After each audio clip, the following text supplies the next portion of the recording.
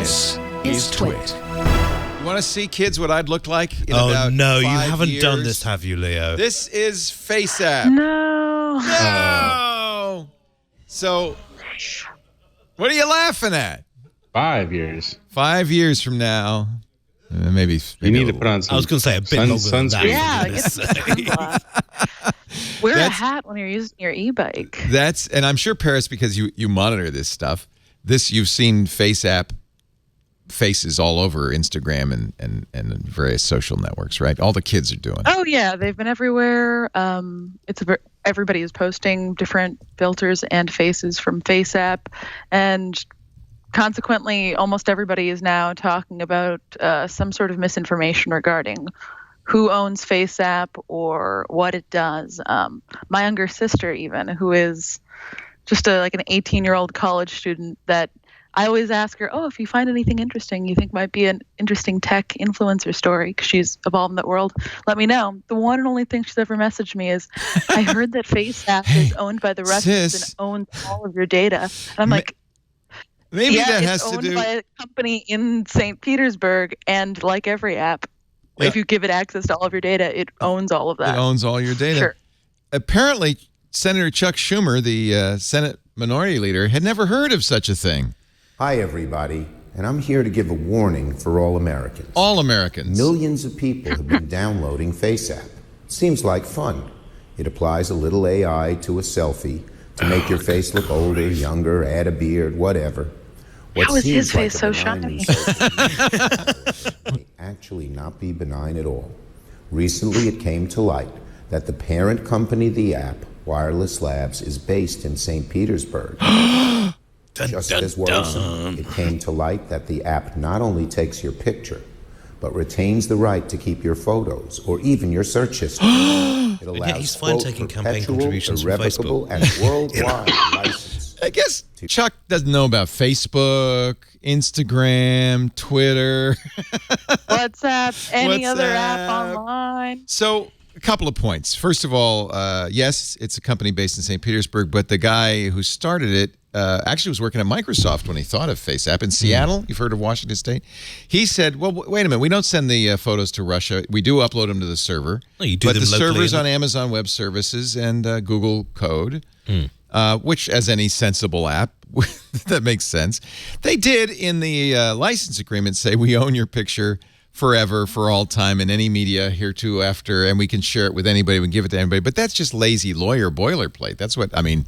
Yeah, I mean, if you look in the terms of service for basically any app you download that is you're going to be uploading content to or from, it's going to say the same thing. Durval, these kids signed a waiver to get into our studio that gives us the right to use their image forever in perpetuity on all media now known or ever invented in this time of the universe. If you could just leave your passport number. You all signed that, right?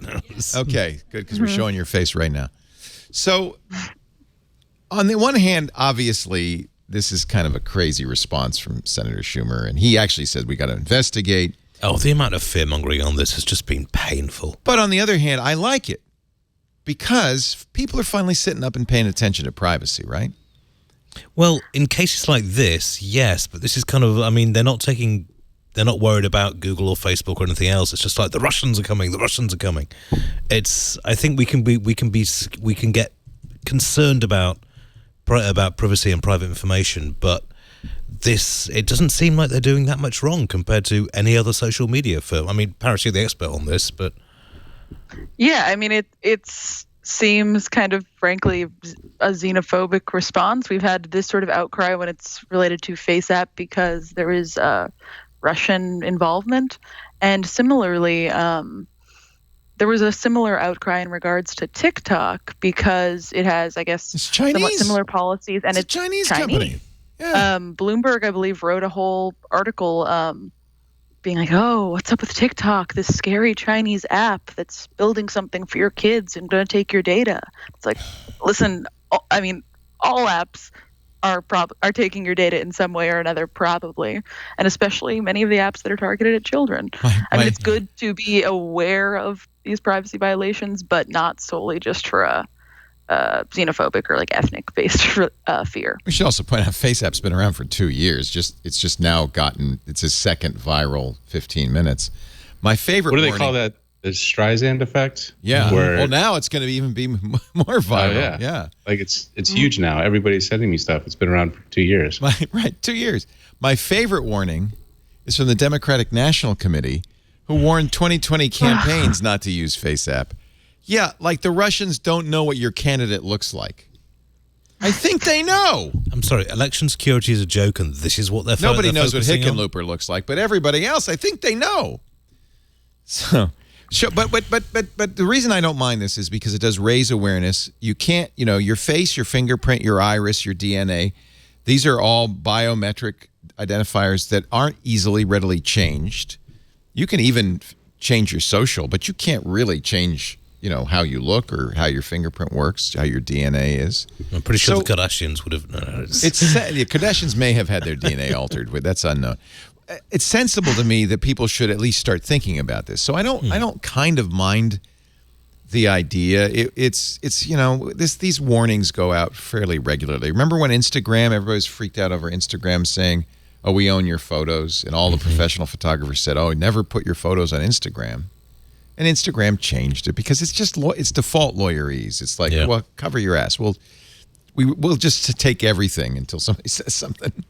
I don't know if FaceApp is going to sell pictures of my 88-year-old It's not just in this sector. I mean, I had a friend of mine on a rival publication, and they tried to get him to sign new contracts saying, "Yeah, we own all your content produced inside or outside the office." Yeah. It's like, no, you don't. And they sent it back with crossed out. It's like, oh yeah, hang on, that's a bit strong, So, but what is okay? So, is there any legitimacy to concern at all?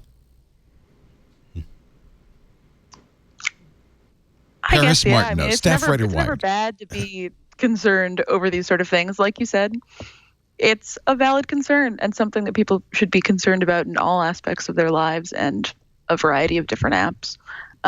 But I don't know. It just seems kind of like a flash in the pan response for reasons that are not the primary concern. If Russia or China is an adversary, and I think it's not too far-fetched to say they might be, is there value to them in having a database of every 16-year-old in the United States? It seems like there might be some value to that. I don't know. But it's information they could get from pretty much anywhere. Right.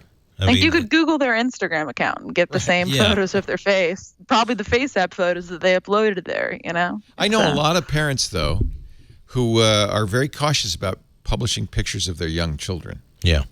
Is that reasonable? Yeah, good for them. Yeah. Mm-hmm. I mean, you're building a somebody's building databases. All these facial recognition companies are building databases of people. I personally don't want my kids' faces. Like, I post pictures of my kids, but not their faces or not publicly. How old are your kids, Seth? 8 and 10. At what age will you let them be on Facebook or Instagram or WhatsApp? Well, I don't even think they're allowed to be on Facebook or Instagram until 13. 13, yeah. Although, right. Okay, wait a minute, though. I got to say, I know a lot of parents who sign their kids up on Facebook and Instagram. Really? Are you guys on Facebook? Yeah, of course you are. No. Huh? Oh, look at the Italian students say, no. They're already aware. That's interesting. Okay. Good I job, imagine guys. young people are a little more aware than. Are you guys not on Facebook because you're aware that it's bad, or just because Facebook is lame, though? Is it Yeah, it's because old people. How do you say lame in Italian? I bet there's a really good word for lame. Yes. Schifo. Facebook is schifo. They know that word. I've heard it described as something my parents were on by the younger generation. Yeah, so. the olds use it. The olds. I don't know. I think it's good to be aware of it. Obviously, FaceApp is no worse than. I mean, if you're already on any other platform, the Russians probably have long ago got your face. Yeah.